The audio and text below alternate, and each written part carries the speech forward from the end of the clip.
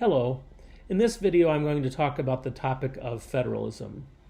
Federalism is a system of government where there is shared sovereignty between a national government and what would be called sub-governments, or what we in the United States call state governments.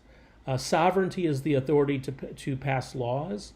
So we consider a government to be sovereign if it has its own independent authority to pass laws. If a government does not have the authority to pass laws on its own, it is not sovereign. Okay? Now, most countries in the world have unitary systems of government. And what that means is that all sovereignty rests with the national government. Now, there may be state or local governments in those countries. So in some countries that are unitary, there might be a regional government, or maybe even they call it a state government. But those states or regional governments only exist because they've been given permission by the national government to exist. And so they get their authority to pass laws not from an independent source, but from the national government. Now, so that's the unitary system, very common around the world. Confederate forms of government are governments where power is mainly distributed at the local or state level, and there's very little sovereignty at the national level. And that's what the United States had under the Articles of Confederation, which is discussed in your book, and that's the original government of the United States. Now, the men who wrote the Constitution did not want to take power away from the states, because under the Articles of Confederation, the states had a lot of authority, but they also recognized that really they had too much authority, that there was no national unity in the United States. So the Constitution established a system of government of shared sovereignty, where there are actually two levels of government, what we call the national or federal government, and that's based in Washington, D.C., and then you have state governments. The federal government has sovereignty or authority over national issues such as trade.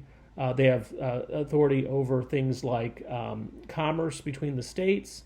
They have authority over taxation, although states can tax, but the federal government has the ability to tax. They have authority over declaring war, over organizing an army and a navy, things like that. Now, the states pretty much have whatever's left, and that's known as reserved powers. That's part of the 10th Amendment to the U.S. Constitution. And what that means is whatever powers are not specifically granted to the national government or denied to the states are reserved to the states. So an example of a reserved power would be public education.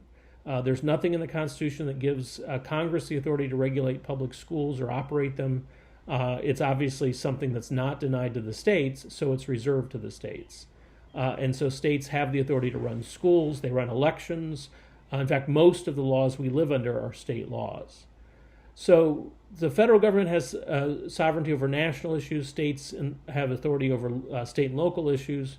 Now, local communities do not have sovereignty. So a city actually does not have its own authority to govern. It gets its authority from the state. So within American federalism, there are actually two levels of government, the federal government and then the state governments.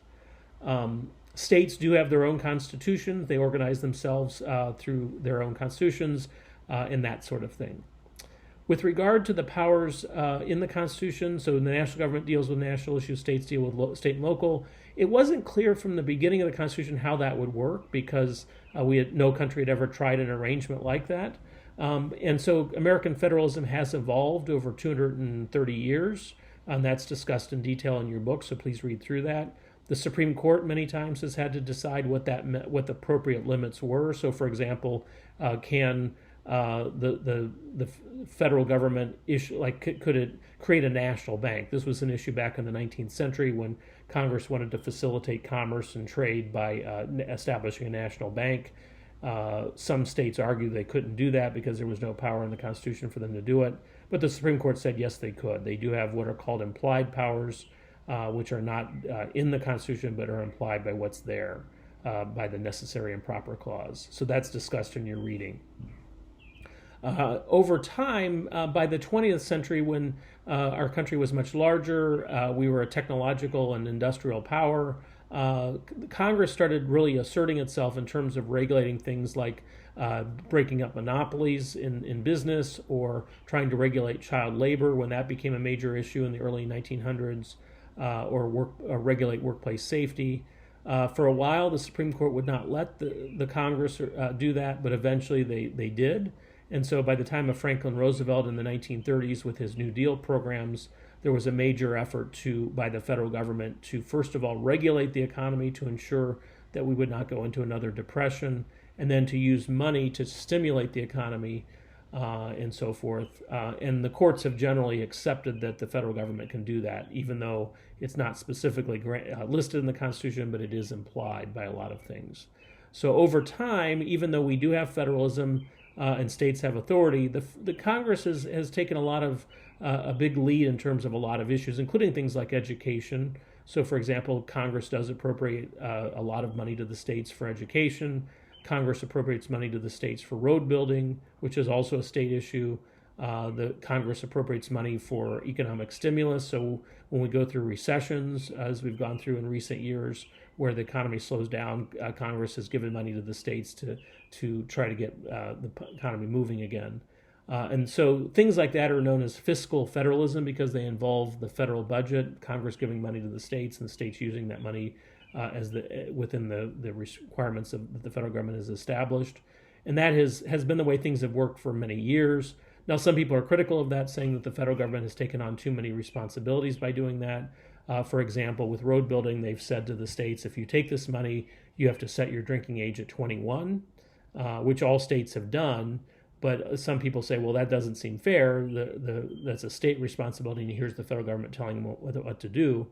On the other hand, the federal requirements and federal mandates on the states have established certain basic national standards, which is important in a nation of 325 million people and where you have an economy that goes across the entire country. So there are pros and cons to fiscal federalism and how it's worked, but it's the reality of things, and certainly in recent years, Congress has used that power to try to stimulate the economy, to try to regulate the economy, and so forth. And that's discussed in your reading. So just wanted to go through a few of those topics. If you have any questions about how federalism works or what fiscal federalism means or any of those topics, please email me, and have a great week. Thank you.